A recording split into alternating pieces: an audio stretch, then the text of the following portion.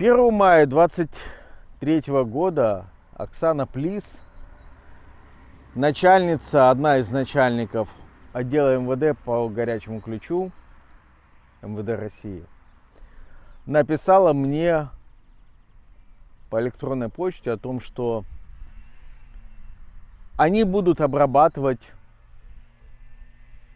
видео, которое предоставили, которое мы смогли снять с камеры видеонаблюдения, которая сама по себе расплавилась, но флешка все-таки подлежала восстановлению, и в апреле 2023 года полиция горячего ключа получила видео с 2 фрагментами, когда непонятные люди ходили 1 и 3 декабря, 3 декабря, напомню, был день поджога, ходили с лестницей за участком в ночное время.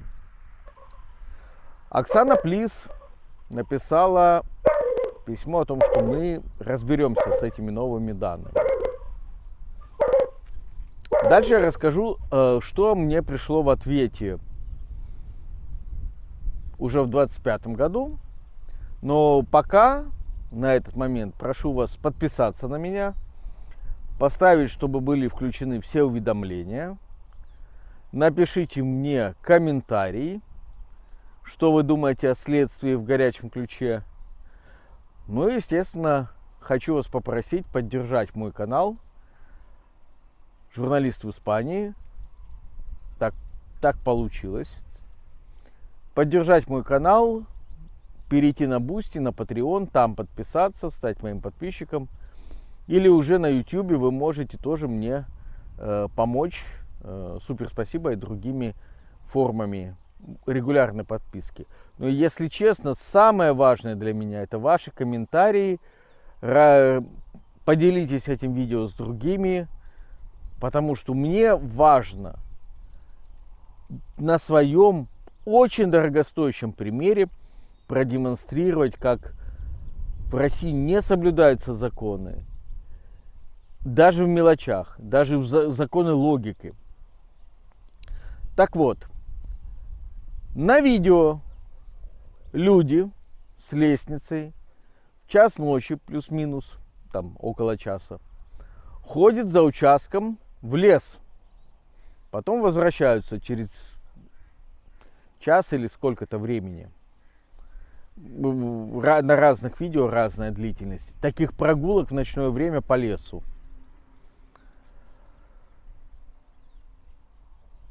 Если 1 мая 2023 года полиция горячего ключа обещала рассмотреть эти материалы, то 18 июня 2023 года, не сообщив ни мне, ни кому-то еще о том, что следствие приостанавливается из-за того, что якобы не могут найти подозреваемых, расследование уголовного дела было приостановлено. О чем я не знал в 2024 году. И осенью 2024 года я написал заявление через госуслуги о том, что уголовное дело не расследуется. Полиция горячего ключа, прокуратура горячего ключа отменила постановление о приостановке уголовного дела, погрозила пальчиком Оксане Плис, или кто там начальник над следствием в горячем ключе, и принуждает их к повторному расследованию. В письме уже в 2025 году, которое вот несколько дней назад пришло ко мне, сотрудник полиции рекомендует мне прийти на опрос, допрос, не знаю, как хотите это называйте, в отдел полиции горячего ключа. Мне сотрудник полиции пишет о том, что им сложно проводить следствие без моих показаний. Но я хочу напомнить сеньоре Плис о том, что Сергей Казбекович Тамукай получил от меня письменные показания ровно в тот момент, когда он от меня их попросил. В декабре 2022 года я был призван одним из потерпевших Есть другие потерпевшие, члены моей семьи, которые могут дать показания помимо меня. Также я хотел бы напомнить товарищу, кто она там, подполковнику или полковнику, о том, что я в своих письменных заявлениях через сайт МВД и через госуслуги указывал на перечень подозреваемых, мною подозреваемых физических лиц, кто бы мог быть заинтересован в поджоге моего дома. То есть я давал уже де-факто эти показания еще в 2022 году, верифицировав себя через госуслуги. Я готов Оксане еще раз ответить на все вопросы, которые у нее имеются, или у следователя Карташова, кажется, его фамилия, если его не поменяли. Да кто бы ко мне не обратился из полиции, я готов развернуто ответить на все вопросы, которые мне будут заданы в письменном виде. В конце концов, если вы не можете никак, ни на сантиметр продвинуться вперед, я готов все свои ответы верифицировать у испанского нотариуса, то есть то, что это я их дал, мою подпись, и отправить вам курьерской службой, чтобы были вы уверены, что это мои показания, а не кого-то еще. Но мне кажется, достаточно госуслуг для того, чтобы я подал, подписав их своей учетной записью, эти ответы. Я думаю, что это надуманный предлог. Что-то ж полиции надо ответить. Вот они мне пишут глупость, с моей точки зрения, о том, что без моих показаний они не могут ничего делать. Например, я в своем заявлении в прокуратуру от осени 2024 года указывал на то, что полиции были все возможности исследовать место преступления в 2022 и 2023 году. Когда случился пожар, еще во время тушения пожара, моя бывшая супруга теперь написала на месте преступления заявление о том, что это поджог. Если поступает в полицию заявление о том, что это поджог, полиция, как мне кажется, должна незамедлительно предпринять меры к обследованию места преступления. Но, как вы увидите по съемкам с квадрокоптера на следующий день, то есть в воскресенье 4 декабря 2022 года, ни место преступления не было никак огорожено, никакие следственные действия там не проводились. То есть, по сути, любой поджигатель мог появиться на этом месте и замести следы. Дальше, 9 декабря 2022 года соседи заметили о том, что калитка с участка открыта на улицу Ольховую. Потом через боковой забор увидели, что и большое французское окно в дом, единственное сохранившееся целым, тоже открыто. Я лично вызывал полицию, звонил и говорил, что там в доме, где я проживаю, открыты окна, двери, кто-то залез. Приехал уголовный розыск.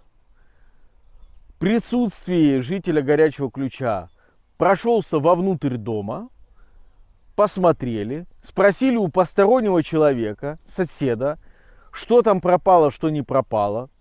По-моему, это вообще идиотский вопрос. Как сосед может знать, что в моем доме пропало или не пропало, если он там не живет? Сосед сказал, что он, во-первых, не знает, во-вторых, он не собирается вместе с полицией участвовать в следственных действиях. Потому что он кто? Он недоверенное лицо, он не житель этого дома. Ну какие следственные действия в присутствии соседа?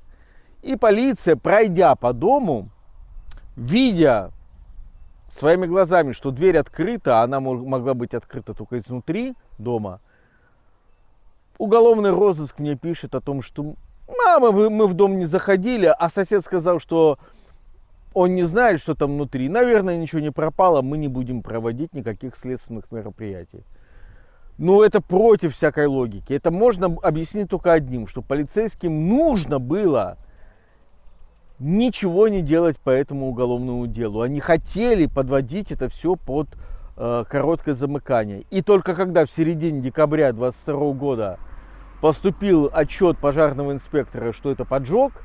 И когда в середине декабря 2022 года пришло письмо от вневедомственной охраны о том, что в доме не было электричества на момент возгорания, то есть нечему было замыкать, только после этого следствие наконец-таки возбудилось, как они говорят, и начали типа следственные действия. Оксана, у вас есть перечень тех лиц, которых я подозреваю. У вас есть возможность задать вопросы мне в виде письма. И я обещаю, что я не только дам ответы на эти вопросы с верифицированной подписью, насколько это возможно. Я обязательно зачитаю ответы вслух, вот так же вот напротив камеры. И у вас будет гарантия того, что это именно я дал эти ответы. Поскольку в вашем письме содержится фраза «рекомендую», то я воздержусь от принятия вашей рекомендации. Остаюсь в Испании, где я сейчас и нахожусь, и находился на момент поджога. Но я всячески готов помочь вам расследовать поджог дома, где было мое имущество, единственного моего на тот момент места жительства. И если вдруг вы никак не можете двинуться вперед без опроса меня, то, пожалуйста, укажите, какие же такие тайные сведения я могу иметь здесь, находясь в Испании, если на момент поджога меня не было в России более 2 месяцев. Давайте вот просто чуть-чуть подумаем. Если это была какая-то эмоциональная выходка какого-то человека, то обычно на эмоциях люди поступают, сразу.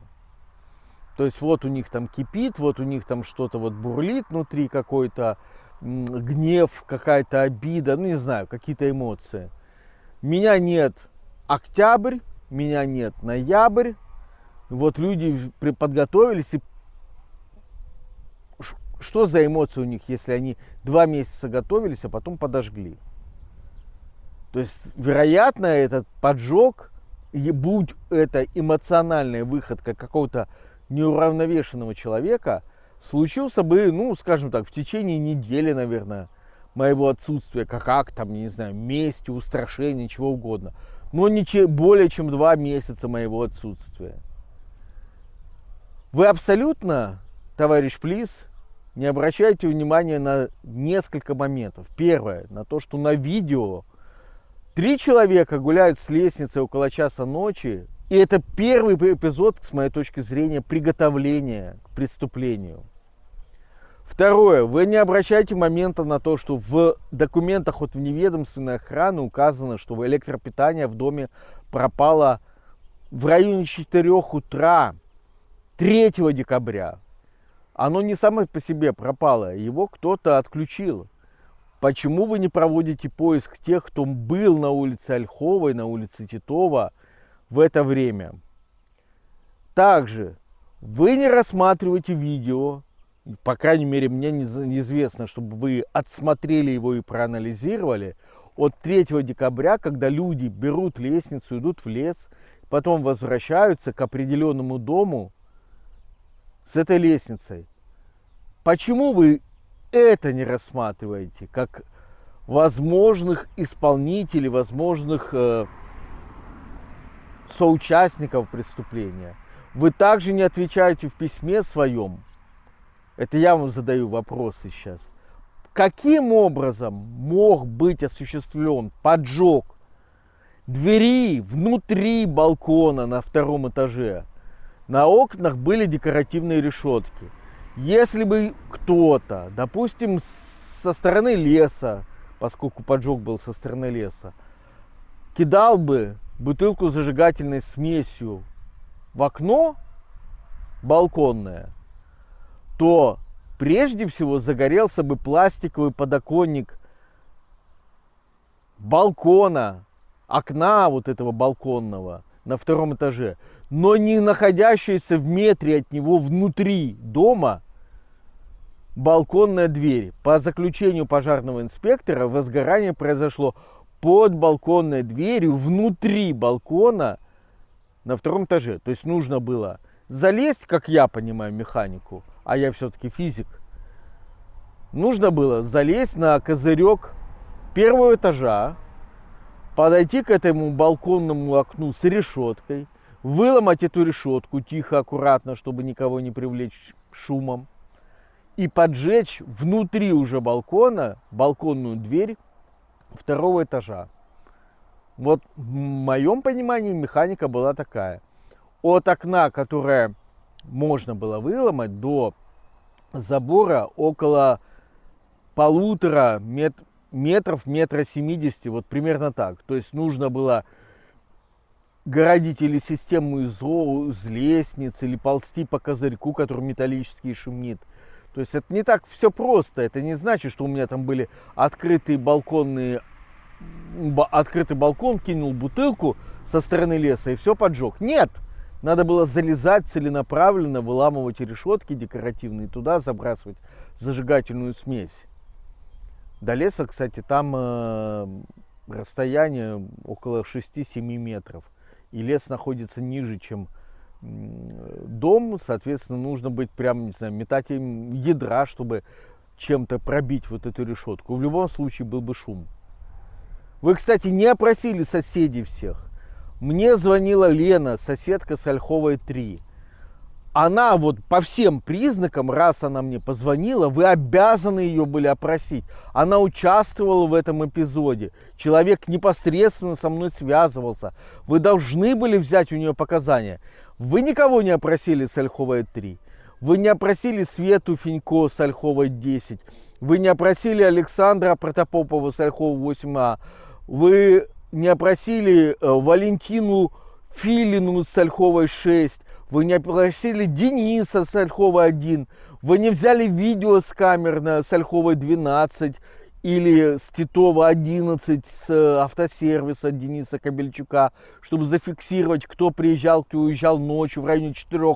Сфабриковали в полиции однотипные, с одинаковыми грамматическими ошибками и оборотами показания от соседей, которых вы захотели опросить, почему-то только этих, но не других, и пытались всячески сделать вид, что это короткое замыкание. И теперь вы мне пишете о том, что рекомендуете мне явиться дать показания. Вот я вам уже накидал версии, кто бы это мог быть. Поэтому, если хотите, если вам так нужно от меня получить именно мои показания, из-за этого следствие не двигается, я от вас жду список вопросов и ответы на те вопросы, которые я сформулировал вот в этом видео.